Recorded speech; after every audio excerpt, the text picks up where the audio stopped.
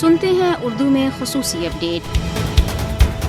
بین الاقوامی نشریاتی ادارے BBC نے برطانیہ میں قائم centre for information resilience CIR نامی غیر منافع بخش تنظیم کی ایک تحقیقاتی رپورٹ شائع کی ہے، جس کے مطابق بھارت میں اپنے حقوق کی واگزاری کے لیے احتجاج کرنے والے سکھ کسانوں کو خالستانی ایجنٹ اور دہشت گرد قرار دینے والا 80 جعلی سوشل میڈیا اکاؤنٹس کا ایک نیٹ ورک بے نقاب ہوا ہے۔ ان اکاؤنٹس کے ذریعے ہندو قوم پرست نظریات اور بھارتی حکومت کی حمایت میں خیالات کو فروغ دیا جا رہا تھا، جس میں بعض لوگ سکھ ہونے کا دعویٰ کرتے ہوئے جعلی اکاؤنٹس بناتے رہے اور نفرت انگیز نظریات کو فروغ دیا۔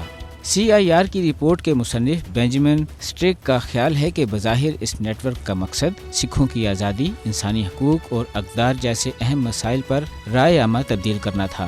سوشل میڈیا پر ان پروفائلز کو جعلی ہونے کی بنا پر اب معطل کر دیا گیا ہے۔ ان اکاؤنٹس پر ایک جیسے نام، تصاویر اور پوسٹیں شائع کی جا رہی تھیں۔ کئی اکاؤنٹس پر معروف شخصیات کی پروفائل فوٹو ان کے علم میں لائے بغیر لگائی گئیں۔ یاد رہے کہ بھارتی حکومت دعویٰ کرتی رہی ہے کہ کسانوں کے احتجاج میں خالستانی گھس گئے ہیں۔ زرعی قوانین کے خلاف احتجاج کرنے والے سکھوں کا خیال ہے کہ ان اقدامات کے پیچھے سیاسی مقاصد ہو سکتے ہیں۔ بھارتیہ کسان یونین کے رہنما جگجیت سنگھ دلیوال کا کہنا ہے کہ ہم سمجھتے ہیں کہ یہ اکاؤنٹ حکومت کے کہنے پر بنائے گئے اور اس کا مقصد مظاہروں کے خلاف ایک نظریہ تشکیل دینا تھا۔ اس سے قبل بھی بھارتی حکومت اپنے سیاسی مخالفین کو بدنام کرنے کے لیے سوشل میڈیا کے جعلی اکاؤنٹس استعمال کرتی رہی ہے۔ کچھ عرصہ قبل EU ڈسانفو لیب نے پاکستان کے خلاف استعمال ہونے والا بھارتی نیٹ ورک بے نقاب کیا تھا۔ عالمی برادری کو چاہیے کہ وہ بھارت کی جانب سے کشمیریوں، سکھوں اور پاکستان کو بدنام کرنے کے لیے پھیلائے جانے والے منفی پروپیگنڈے کو روکنے کے لیے عملی اقدامات کرے۔